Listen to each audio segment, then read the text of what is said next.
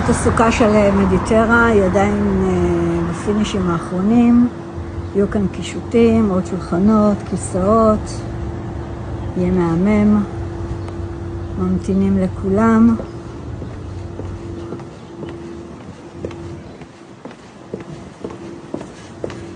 יש עדיין מקומות, יש לנו עדיין סוויטות פנויות וחדרים עם מרפסות וחדרי ביזנס יפים. והנה המלון.